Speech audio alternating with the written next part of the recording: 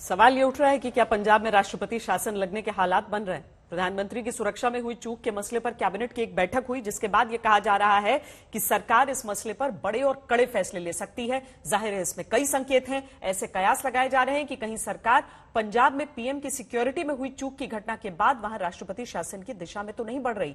सुरक्षा में चूक को लेकर सुप्रीम कोर्ट में इस मामले में जनहित याचिका का दाखिल होना, देश के 16 पूर्व डीजीपी समेत 27 आईपीएस ऑफिसर्स का राष्ट्रपति रामनाथ कोविंद को चिट्ठी लिखकर दोषियों के खिलाफ सख्त कार्रवाई करने की मांग करना, पीएम का राष्ट्रपति से मिलना और गवर्नर से कानून व्यवस्था पर रिपोर्ट मांगा जाना, ये सारी बातें क्या पंजाब को राष्ट्रपति शासन की तरफ बढ़ा रही हैं? ये समय की सबसे महत्वपूर्ण और सबसे बड़ी राजनीतिक खबर है।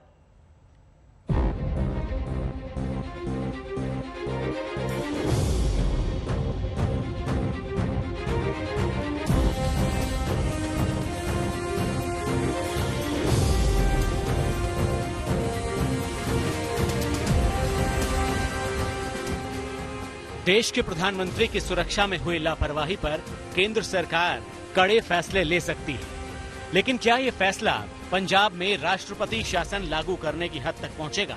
ये बड़ा सवाल है। पंजाब के फिरोजपुर में असुरक्षित और अति संवेदनशील इलाके में प्रधानमंत्री का 20 मिनट एक फ्लाईओवर पर फंसा होना देश की सुरक्षा से भी जुड़ा मसला है। इस घटना के बाद राज्य सरकार पर कुछ सवाल उठ रहे हैं, जैसे जब एक राज्य पीएम की सुरक्षा की जिम्मेदारी नहीं ले सकता तो राज्य की सुरक्षा कैसे करेगा? ये घटना पाकिस्तान की सीमा से लगे राज्य पंजाब की सुरक्षा पर बड़ा प्रश्न चिन्ह है। प्रदर्शनकारियों का प्रधानमंत्री के रूट में इकट्ठा हो जाना राज्य पुलिस की निष्क्रियता है। और एक सवाल ये भी है कि क्या ऐसे हालात में पंजाब में निष्पक्ष चुनाव करवाना संभव है? इन्हीं कसौटियों पर केंद्र बड़े और कड़े फैसले ले सकता है। कैबिनेट बैठक के बाद सूचना प्रसारण मंत्री अनुराग ठाकुर ने सरकार के सख्त तेवर के बारे में इशारा दिया। कुछ लोग सुप्रीम कोर्ट भी गए हैं, न्यायालय भी इस पर देख रहा है, होम मिनिस्ट्री ने भी इस पर कार्रवाई करने की बात कही है, ताकि जानकारी जुटाने के बाद जो जो कदम उठाने होंगे वो बड़े और कड़े निर्णय जो भी हो वो करेंगे। कल पंजाब के पूर्व मुख्यमंत्री कैप्टन अमरिंदर सिंह ने पंजाब के हालात पर एक बड़ा बयान दिया था। उन्होंने कहा था, अगर हमें अपने राज्य को सुरक्षित रखना है और यहाँ कानून व्यवस्था बनाए रखनी है तो मुझे लगता है कि राष्ट्रपति शासन लगाया जाना चाहिए। चन्नी सरकार राज्य में कानून व्यवस्था सुनिश्चित करने में पूरी तरह विफल रही है। पंजाब में हाल फिलहाल में कुछ बड़ी घटनाएं हुई हैं, जिसमें लुधियाना और पठानकोट में बम धमाके, जिसके बाद पंजाब हाई अलर्ट पर था और उसके बाद अब पीएम मोदी की सुरक्षा में चूक होने से राज्य की सुरक्षा व्यवस्था पर सवाल उठाए जा रहे हैं। यही वजह है कि अमरिंदर सिंह पंजाब की सुरक्षा को लेकर राष्ट्रपति शासन की मांग कर रहे हैं। प्रधानमंत्री की सुरक्षा में हुई चूक और पंजाब सरकार के रवैये के बाद पूरे घटनाक्रम पर गौर कीजिए। सुरक्षा में बरती गई लापरवाही को लेकर गृह मंत्रालय ने राज्य सरकार से जवाब मांगा है। कैबिनेट मीटिंग में इस मसले को लेकर गंभीर चर्चा हुई है, जिसमें जांच रिपोर्ट आने के बाद बड़े फैसले लेने की बात कही गई है। बीजेपी ने पंजाब के राज्यपाल के सामने मुद्दा उठाया है और राज्य के गृह मंत्री और डीजीपी की बर्खास्तगी की मांग की है। सुप्रीम कोर्ट में भी वरिष्ठ वकील मनिंदर सिंह ने एक पीआईएल दाखिल की है, जिस पर कल सुनवाई होगी। प्रधानमंत्री मोदी ने देश के राष्ट्रपति रामनाथ कोविंद से भी मुलाकात की। बिगड़ते सुरक्षा हालात के बीच सुरक्षित चुनाव हो पाएंगे या नहीं, ये एक बड़ा सवाल है, जिसको आधार बनाकर राष्ट्रपति शासन की बात उठ रही है। दिल्ली से हिमांशु मिश्रा, आज तक। तो किस आधार पर पंजाब में राष्ट्रपति शासन की मांग की जा रही और क्या सच में कोई आधार बनता है? संविधान के जानकार बताते हैं कि देश के संविधान में अनुच्छेद 356 के तहत राष्ट्रपति शासन का प्रावधान किया गया है, लेकिन इस मामले में आधार बनता है अनुच्छेद 365।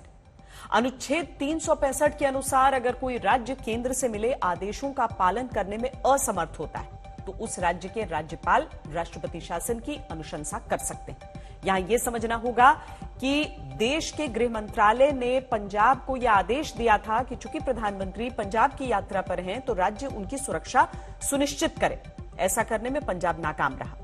एक आधार अनुच्छेद 355 भी हो सकता है, जिसके अनुसार ये केंद्र की ड्यूटी है कि वो राज्य की सुरक्षा सुनिश्चित करे। तो जिस राज्य में पीएम की सुरक्षा सुनिश्चित नहीं की जा पाई, तो क्या राज्य की सुरक्षा हो सकेगी? यह आधार भी बनाया जा सकता है। हमारे साथ हमारे संवाददाता हिमांशु मिश्रा इस समय जुड़ रहे हैं। हिमांशु, सवाल बड़ा भी है, प्रासंगिक भी है, लेकिन शायद चुनौतीपूर्ण भी है हर पक्ष के लिए। कितना मुमकिन है कि इस कदम की ओर बढ़ रहे हो? देखिए, बिल्कुल सरकार जिस तरीके से एक एक करके जो है कदम उठा रही है और जो इशारे सरकार की तरफ से आ रहे हैं वो राष्ट्रपति शासन की तरफ इशारा करते हैं। श्वेता, पीआई लगाई जाती है मनिंदर सिंह के द्वारा, जो एक सीनियर वकील है सुप्रीम कोर्ट के अंदर। गवर्नर से रिपोर्ट मांगी जाती है, पंजाब सरकार से एमएचए रिपोर्ट मांगती है। एमएचए की तरफ से आज ही 3 सदस्यीय कमेटी बनाई जाती है जो ये जांच करेगी कि कहां चूक हो गई प्रधानमंत्री की सिक्योरिटी में, और क्या सच में ये एक बहुत बड़ी चूक थी या फिर जानबूझ के की गई एक साजिश है। और दूसरी तरफ प्रधानमंत्री नरेंद्र मोदी सीधा कैबिनेट के बाद जो है वो मुलाकात करते हैं राष्ट्रपति से और पूरी घटना का जिक्र करते हैं और उनको बताते हैं किस तरीके से, और राष्ट्रपति इस पूरी घटना का संज्ञान लेते हैं और प्रधानमंत्री से बात करते हैं फोन पर। उसके बाद प्रधानमंत्री जो है राष्ट्रपति से मुलाकात करने जाते हैं। तो एक तरीके से कहा जा सकता है कि सरकार सभी लीगल पहलुओं को और साथ ही साथ एडमिनिस्ट्रेशन और जांच इन्वेस्टिगेशन की रिपोर्ट्स के बाद जो है बड़े कदम उठाने की तरफ इशारा कर रही है। जिस तरीके से अनुराग ठाकुर ने आज कैबिनेट की ब्रीफिंग में कहा कि जो चूक हुई है वो बहुत बड़ी चूक है, गृह मंत्रालय ने रिपोर्ट मांगी है, कोर्ट के अंदर ये मामला है, ऐसे में सरकार हर बड़ा कदम उठाना चाहेगी जो इस मामले में उठाया जा सकता है। तो कहीं ना कहीं ये मान के चला जा सकता है कि सरकार के सामने एक ऑप्शन जो है राष्ट्रपति शासन लगाने का भी है और सरकार इसकी तरफ आगे बढ़ती नजर आ रही है। श्वेता, शुक्रिया हिमांशु इस जानकारी के लिए। तो प्रधानमंत्री नरेंद्र मोदी के पंजाब दौरे में सुरक्षा में चूक को लेकर चन्नी सरकार इंटरनल सिक्योरिटी मेमो को लेकर घिर गई है। पंजाब के एडीजीपी लॉ एंड ऑर्डर ने 3 बार चन्नी सरकार को किसानों के धरने से रोड ब्लॉक होने के बारे में चिताया था। 1, 3 और 4 जनवरी को निर्देश भेजे गए थे, लेकिन किसी ने इन्हें गंभीरता से नहीं लिया। पहला memo, advance route arrangements planning करें, 1 जनवरी को भेजे इंटरनल मेमो में कहा गया था कि 5 जनवरी को बारिश की आसार की वजह से सड़क मार्ग और खासकर चंडीगढ़ से फिरोजपुर सेक्टर का इस्तेमाल हो सकता है।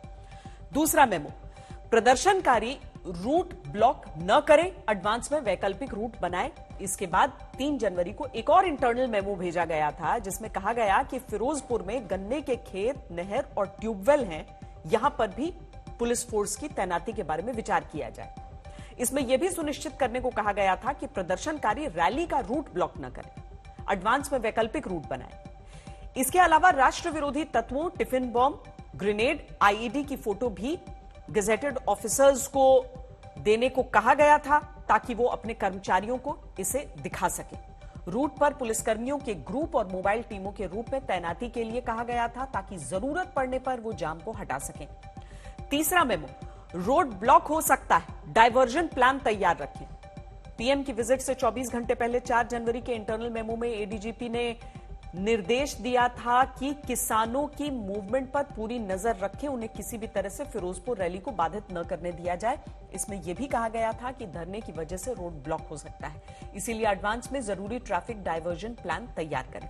इस मामले में सीएम चरणजीत चन्नी कहते हैं कि प्रधानमंत्री मोदी को हवाई मार्ग से जाना था, अचानक उन्हें रोड से जाने का प्लान बना लिया। हालांकि सवाल यह है कि उनके ही अफसर की तरफ से 3 बार वैकल्पिक रूट बनाने की वार्निंग को क्यों नजरअंदाज किया गया। देश कोई भी हो, अगर वहां की सरकार के सर्वोच्च पद पर बैठा व्यक्ति कहीं जाता है तो उसकी सुरक्षा सर्वोपरि होती है। कल पंजाब के फिरोजपुर में जो हुआ वो प्रधानमंत्री की सुरक्षा में हुई बहुत बड़ी चूक थी। अब इसे चूक कहा जाए या सोची समझी साजिश, ये जांच का विषय है।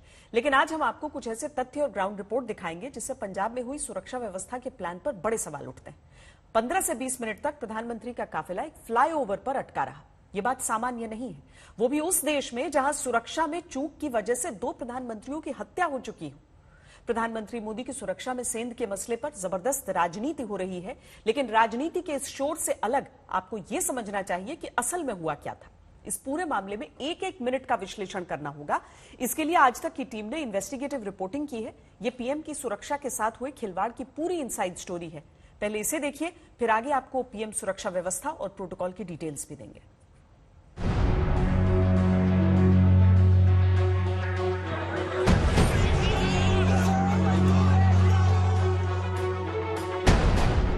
देश का प्रधानमंत्री अपने ही देश के एक राज्य में यात्रा नहीं कर पाए।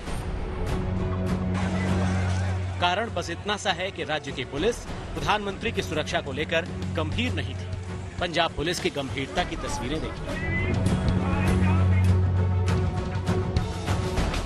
प्रधानमंत्री के इमरजेंसी रूट प्लान की सुरक्षा की जिम्मेदारी भी पंजाब पुलिस पर थी, लेकिन वो प्रदर्शनकारियों को हटा नहीं पाए। वो एक राजनीति नहीं थी, वो उनका एजिटेशन पीसफुल एजिटेशन था। यहाँ भी पीसफुल एजिटेशन था। रात हमने एजिटेशन उठाया था, अचानक कोई आकर बैठ गया, तो उसमें कोई ये नहीं है कि जी किसी को खतरा। उनकी सिक्योरिटी लैब से दिखाकर उनको खतरे के साथ कोई जोड़ा जा रहा है, ये राजनीति इसमें नहीं होनी चाहिए। We have every respect for our prime minister. कोई भी ऐसी बात नहीं हुई कि उनकी शान में या उनकी सिक्योरिटी को कोई खतरा हुआ हो। पंजाब सरकार, पंजाब पुलिस इसमें सक्षम है। प्रधानमंत्री का काफिला रैली स्थल से 10 किलोमीटर पहले इसलिए रोका गया क्योंकि अचानक से किसानों की भीड़ रास्ते पर प्रदर्शन के लिए पहुंच गई थी। ऐसा पंजाब के सीएम चन्नी का कहना है। अगले दिन प्रधानमंत्री जी हेलीकॉप्टर पर जाने वाले थे। किसी को क्या पता था कि हमने उसके लिए रोड रोकना है? प्रोग्राम ही नहीं था। लास्ट मोमेंट पे उतरकर प्रोग्राम बना के अब गाड़ी में जाएंगे। जब रास्ते में जा रहे थे तो लगभग 12 किलोमीटर आगे पता चला, 1 किलोमीटर जब रह गया था वो रास्ता के एकदम आकर कुछ 5-10 बंदे सड़क पर आकर, सुनो, 10 बंदे सड़क पर आकर बैठ गए, एक ट्राली लगाकर। 1 किलोमीटर पहले पता चल गया, 1 किलोमीटर पहले उनकी गाड़ियां रोक ली गई, वापस मोड़ दी गई। तो इसमें रक्षा का क्या प्रोग्राम आ गया? लेकिन प्रदर्शनकारियों की प्लानिंग और पुलिस की मौजूदगी में चल रहे हंगामे की तस्वीरें देखकर ऐसा नहीं लगता। हो सकता है कि पंजाब के सीएम चरणजीत सिंह चन्नी को इसकी जानकारी ना हो, लेकिन प्रधानमंत्री का रूट क्लियरेंस और उसकी सुरक्षा की जिम्मेदारी राज्य की होती है और डीजीपी की रिपोर्ट के बाद ही पीएम का काफिला इसी रास्ते पर आगे बढ़ता है। इसीलिए फिरोजपुर में हुई ये घटना उतनी छोटी और सरल नहीं थी जितनी बताई जाती है। भाई मोदी की रैली नहीं होंदे नहीं, भावे सानू आपदियां जानां कुर्बान करनियां पै जाण।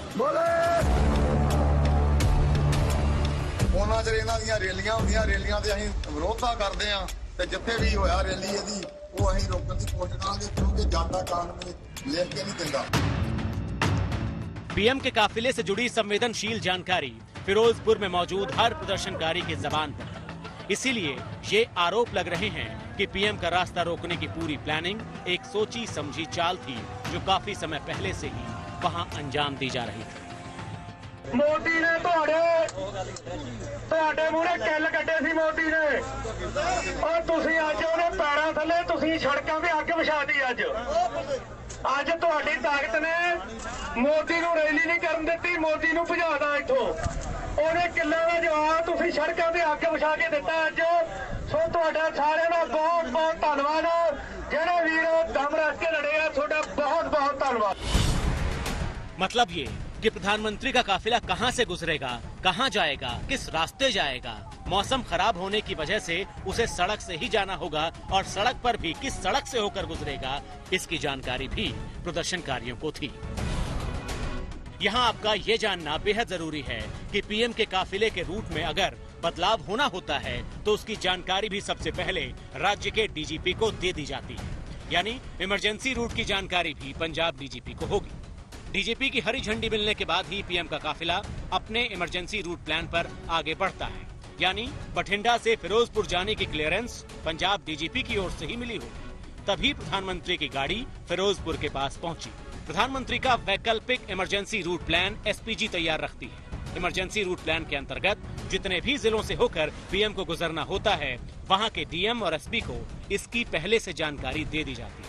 उनको ये सुनिश्चित करना होता है कि वैकल्पिक रूट भी सुरक्षित रहे। यानी फिरोजपुर वाले पूरे रास्ते के अधिकारियों को इसकी जानकारी पहले से होगी। अगर हम ब्लू बुक की बात करें, जो सुरक्षा के नियम है, उसके मुताबिक जब प्रधानमंत्री या उनके स्तर के कोई और अधिकारी को जब किसी भी जगह की यात्रा पर जाना होता है तो एक वैकल्पिक सुरक्षा व्यवस्था तैयार की जाती है। अगर प्रधानमंत्री को वायु मार्ग से ही जाना था तो भी एक सड़क मार्ग की व्यवस्था की जाती है, जिसे कंटिजेंसी प्लान कहा जाता है। क्या पंजाब पुलिस ने प्रधानमंत्री के लिए इस तरह सा कोई एक वैकल्पिक मार्ग चिन्हित किया था? तो ये कहना कि पीएम का प्लान अचानक बदला और इस वजह से वो उस रास्ते पर आ गए जहां प्रदर्शनकारी थे, थोड़ा बचकाना है। दरअसल खेल कुछ और था। मोदी दी रैली तो सिर्फ 10-11 किलोमीटर पिछे सड़क जाम करके, रोड जाम करके, हर तरह की औकड़ का सामना करके, पुलिस ते बीजेपी के लीडरां दीयां घुरकियां सह के जिहड़ा तुसीं रोड जाम करके उन्हां नूं बीजेपी के लीडरां नूं कच्चे राहां उत्तों दी पाणियां विच दी लंघाया, इहदे तुसीं बधाई दे हकदार हैं। प्रदर्शनकारियों को प्रधानमंत्री की रैली की जानकारी थी। उनसे पहले बीजेपी कार्यकर्ता वहां पहुंचेंगे, ये जानकारी भी थी। इसीलिए बीजेपी कार्यकर्ताओं और प्रधानमंत्री को रोकने की एक योजना बनाई गई होगी, क्योंकि दोनों के फिरोजपुर जाने का सड़क मार्ग एक ही था।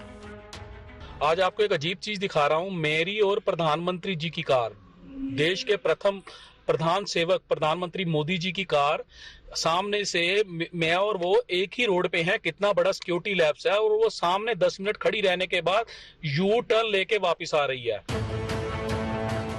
इन तस्वीरों को और प्रदर्शनकारियों के कबूलनामे को सुनकर राज्य सरकार की गलत बयानी की पोल खुलती है। यहाँ एक बात और हम आपको बता दें कि पीएम का काफिला ऐसी जगह रोका गया जहाँ से वापस मुड़ने के लिए भी मशक्कत करनी पड़ी। एक फ्लाईओवर पर प्रधानमंत्री को 15 से 20 मिनट तक रुकना पड़ा, और ये अचानक नहीं हुआ था। भारतीय किसान यूनियन क्रांतिकारी के नेता की इस बात से साफ है कि फिरोजपुर हाईवे पर लगा जाम प्रदर्शनकारियों की सोची समझी रणनीति थी, और फ्लाईओवर पर पीएम का काफिला जबरन रोका जाना भी पहले से तय था। पंजाब के सीएम चन्नी का एक दावा ये है कि किसान प्रदर्शनकारी शांतिपूर्ण प्रदर्शन कर रहे थे। हम आपको शांतिपूर्ण प्रदर्शन की कुछ तस्वीरें दिखाना चाहते हैं। ये प्रदर्शनकारियों के हंगामे की तस्वीरें हैं। पुलिस भी इनको नियंत्रित नहीं कर पा रही।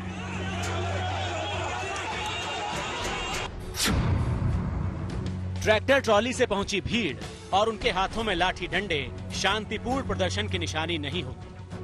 पुलिस भी यहाँ पर बेबस लगी।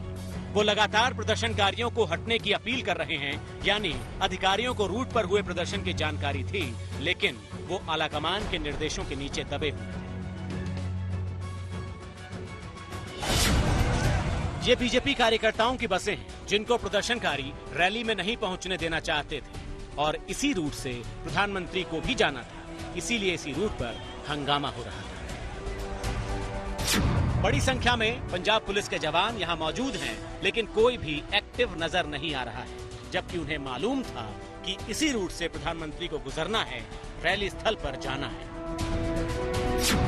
प्रदर्शनकारियों का तोड़फोड़ और हंगामा पुलिस की मौजूदगी में भी चलता रहा। इस तस्वीर में एक घायल आदमी भी नजर आया। किसानां ने बहुत बड़े काफले इकट्ठे किए, चलते किसानां दे बच्चियां ने इत्थे आपदे काफलियां नाल रोड जाम कीता होया सीगा। प्रधानमंत्री का काफिला इसलिए रुक जाना क्योंकि इमरजेंसी रूट पर प्रदर्शनकारियों का हंगामा चल रहा है। ये बताता है कि प्रधानमंत्री से जुड़ी संवेदनशील जानकारी लीक हुई। काफिला 20 मिनट तक रुका रहा, और जिस जगह ये रुका था वो इलाका पाकिस्तानी सीमा से 30 किलोमीटर की दूरी पर है। ये पूरा इलाका अति संवेदनशील माना जाता है, क्योंकि यहाँ टिफिन बम और अन्य विस्फोटक पदार्थ मिलते रहे। बठिंडा से कमलजीत संधू, चंडीगढ़ से सत्येंद्र चौहान और मंजीत सहगल के साथ आज तक ब्यूरो। पीएम की सुरक्षा में हुई चूक को लेकर तमाम तरह के सवाल उठ रहे हैं, जैसे पीएम मोदी की सुरक्षा की जिम्मेदारी किसकी है, पीएम के सुरक्षा घेरे में कितने कमांडोज होते हैं, पंजाब में हुई सुरक्षा लापरवाही के लिए कौन जिम्मेदार है। आज आपको यह बताने का सही मौका है कि पीएम मोदी की सुरक्षा का पूरा स्टैंडर्ड ऑपरेटिंग प्रोसीजर यानी सुरक्षा नियमावली क्या है। देश के प्रधानमंत्री की सुरक्षा की जिम्मेदारी एसपीजी यानी स्पेशल प्रोटेक्शन ग्रुप पर होती है। पीएम के आसपास काला सूट पहने जो लोग दिखाई देते हैं, यही एसपीजी कमांडोज होते हैं। पीएम की सुरक्षा घेरा 4 लेयर में होती है, जिसमें पहला सुरक्षा घेरा एसपीजी जवानों का होता है। आमतौर पर एसपीजी के 24 कमांडोज प्रधानमंत्री की सुरक्षा में तैनात रहते हैं।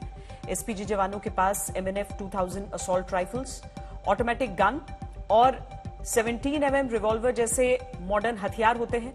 इसके बाद दूसरे घेरे में एनएसजी यानी नेशनल सिक्योरिटी गार्ड के शूटर मौजूद रहते हैं। कई बार एनएसजी कमांडोज सिविल ड्रेस में मौजूद रहते हैं।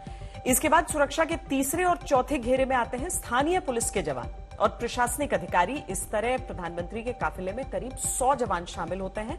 प्रधानमंत्री की सुरक्षा से जुड़ी हर छोटी से छोटी जानकारी ये सभी सुरक्षा एजेंसीज आपस में शेयर करती हैं। इस पूरे स्टैंडर्ड ऑपरेटिंग प्रोसीजर को ASL यानी एडवांस सिक्योरिटी लायजन कहा जाता है। ये ASL टीम केंद्रीय सुरक्षा एजेंसियों के अधिकारियों के संपर्क में होती है, जो प्रधानमंत्री के दौरे की पल पल की खबर रखते हैं।